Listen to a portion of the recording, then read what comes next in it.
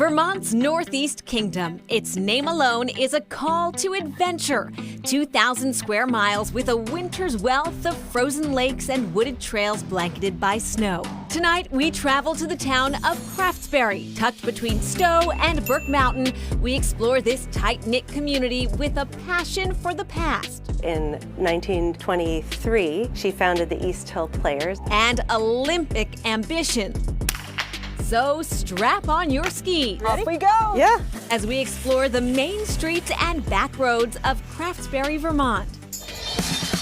This is Chronicle on WCVB Channel 5. These historic films show Craftsbury, Vermont has long held the quaint character of a traditional New England town, but also the landscape of the Great White North. Just 30 miles south of the Canadian border, winters have always brought snow, and with snow comes skiing. Nearly a century later, the scene is similar, though the snow is more fickle. We are definitely seeing things change. My husband keeps records of how much snow falls and how many thaws we've had each year and how long they've been. Judy Geer and her husband Dick Dreisigacker purchased Craftsbury Outdoor Center in 2008 with an eye toward innovation.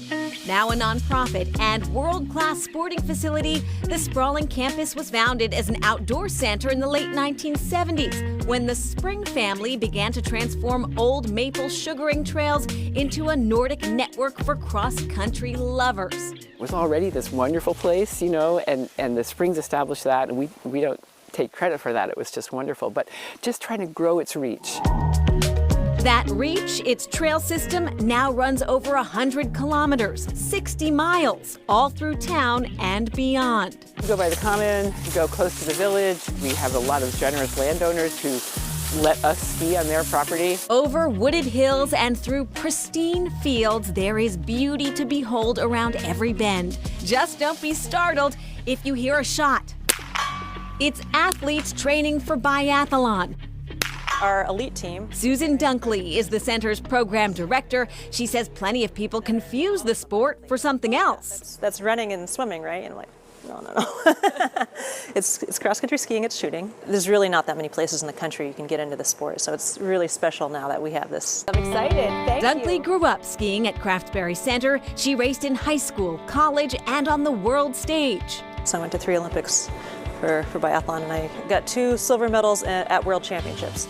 Good luck finding a more qualified coach.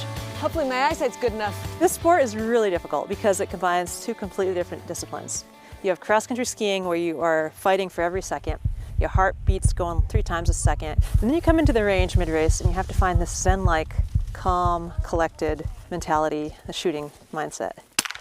The rule number 1 is the barrel has to always be pointed in a safe direction. Now, after some important safety instruction, it's my turn. You hit it. I did! After hitting 10 in a row, humble brag, it's time to simulate the real deal. On the clock. On your mark, get set, go! I ski a short loop, take my position, This is the hardest part. and fire.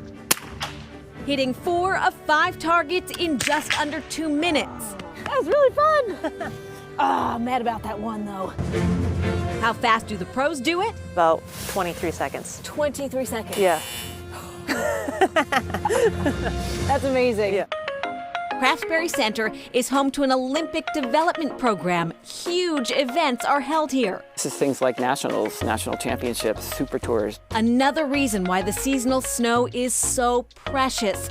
And that brings us back to Geer's climate concerns. For several years, Craftsbury Center has been making snow and storing it over the summer. It's done in Scandinavia a lot. We cover it in the spring before it gets warm. We'll cover it with 1.5 feet of wood chips, basically, and that insulates really well. Craftsbury Outdoor Center promotes sustainable practices and environmental stewardship, though you won't find any electric trail groomers, at least not yet.